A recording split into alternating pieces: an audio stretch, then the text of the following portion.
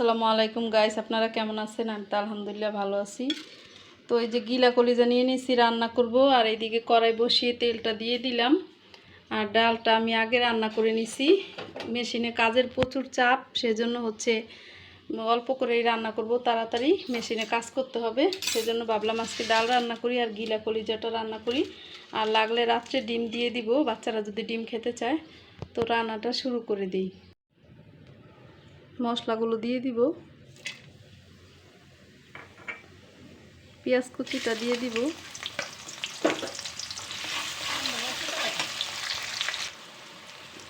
আদা রসুনের পেস্ট দিয়ে দিব,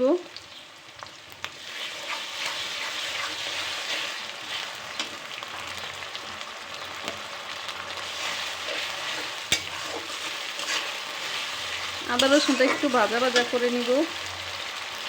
আমি যেহেতু মেশিনে সেলাই কাজ করি, সেজন্য কাজের একটু চাপ থাকে ঈদের টাইমে। তো সেজন্য ভাবলাম অল্প অল্প করে রান্না করে নেই, রান্না করতে গেলে অনেকটা টাইম লাগে সেজন্য। তো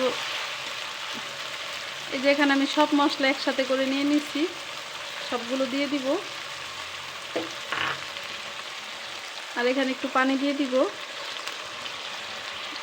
এখানে আমি হলুদ, মরিচ, ধনিয়া, জিরা, মাংসের মশলা সব কিছু একসাথে করে নিছি।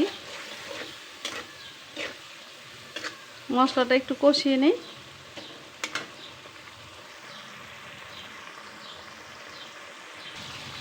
মশলাটা কষানো হয়ে গেছে।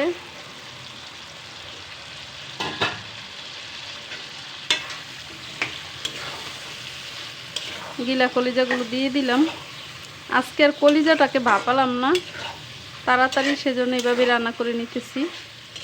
জানি না কেমন হবে তরকারিটা আজকে। এটা হচ্ছে কক মুরগির গিলা কলিজা। তো সেদিন বাজারে গেছিলাম, তখন নিয়ে আসছিলাম।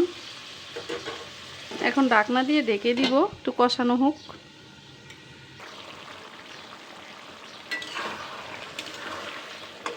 গিলা কলিজা থেকে একটু পানি উঠছে।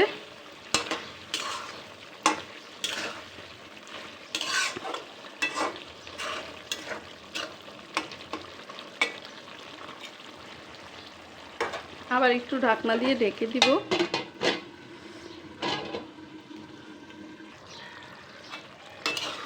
একটু আলু দিয়ে দিব, কয়েকটা আলু দিলে একটু ভালো লাগবে খেতে। এই যে আলু কেটে নিছি। আর 2টা ডিম দিয়ে দিব সাথে। ডিম 2টা সেদ্ধ দিয়ে দিছি পাশের চুলায়। তো ডিমটা সেদ্ধ হলে আমি দিয়ে দিব। আলুটা কষিয়ে নিই। গিলা কলিজাটা কষানো হয়েছে অর্ধেক, মানে হাফ কষানো হয়েছে। এখন আলুটা দিয়ে, আলুটা আর গিলা কলিজাটা পুরোপুরি কষানো হয়ে যাবে।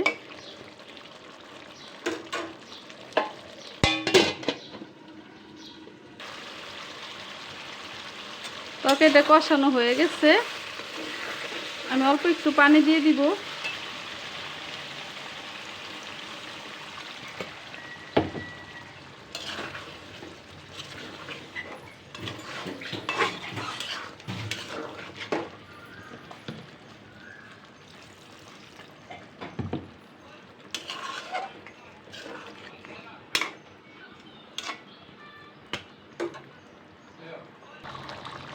ডিম 2টো দিয়ে দিলাম সিদ্ধ করে, ভাজবো না।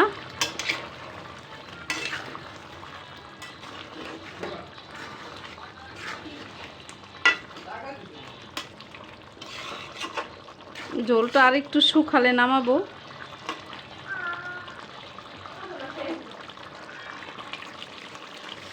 তরকারিটা হয়ে গেছে, দেখুন। নামিয়ে রাখলে আরও ঝোলটা টেনে যাবে।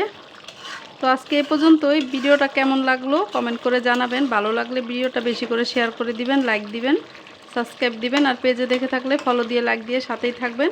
তো সবাই ভালো থাকবেন। আল্লাহ হাফেজ।